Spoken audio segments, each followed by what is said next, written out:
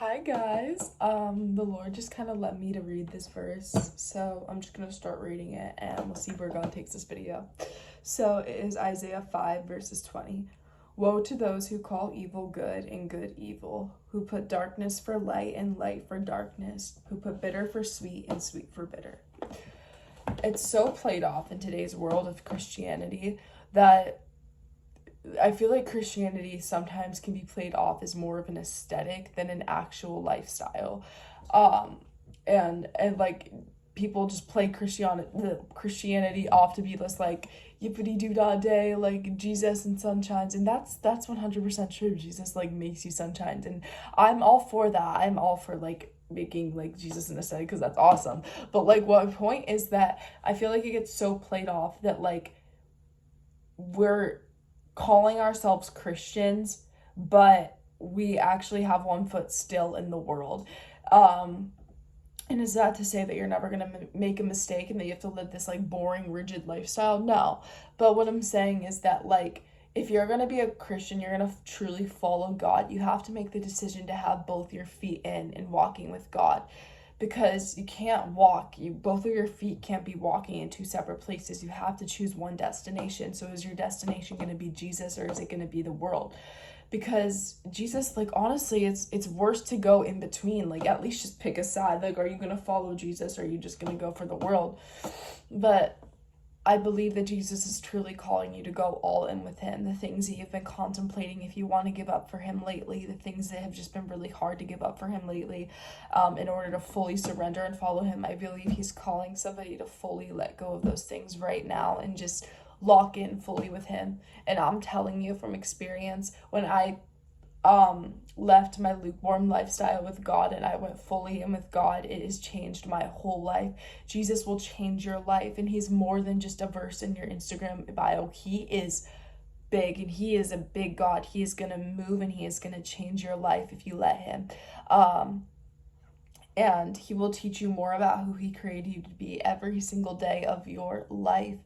And his love just washes over that you don't even notice whose love doesn't. And it's just, life with Jesus is so pure and beautiful, and I want everyone to be able to experience that, but you can't experience it when one foot is in the world still. So I believe God is calling somebody to just fully surrender to him today and right now, and you don't have to wait for a specific moment till you reach a specific weight limit, till you start eating healthy. You don't have to wait till any of those things to fully surrender to God. He just wants to make you new, and you're not going to be able to be made new if the half of the world is still your God, because truly your God is whatever you're idolizing. And that's something I had to realize in order to get it close to Jesus, is that what I think about constantly is what I'm making my God. And I used to be so circulated and so focused on the way my body looked and body image, but when I started fully focusing on the Lord, he changed my perspective. He changed me as a person. Like, people look at me before I was close to God and they're like, you're literally a whole new person, outwardly and inwardly. Like, he changes literally everything for his better. And I think the reason why it's always for his better is because he's the one who created you. Like, he's the one who knows you better than anyone could ever know yourself. So of course he's going to make you into a better version of you, because he's literally the one who created you. And he's just amazing. Like, I don't know, I just feel like this is somebody's sign. Stop living for the world and for Jesus.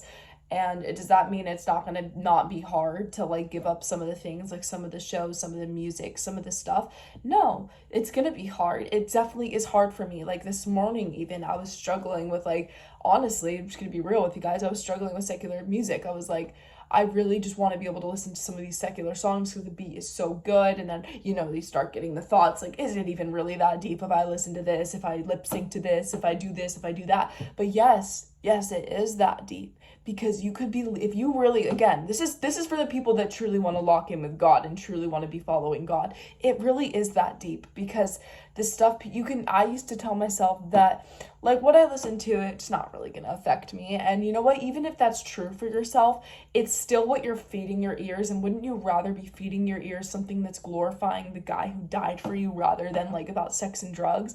Like, I don't know, because I'm telling you, it changed my life. Like, I never have listened to horrible music or anything, but like when I really tried to just start making my main focus and what I mainly put in my ears was Jesus music. And I'm not saying you can never listen to, you can never do anything with a secular song ever again. I think it's really just about what the message of the song is.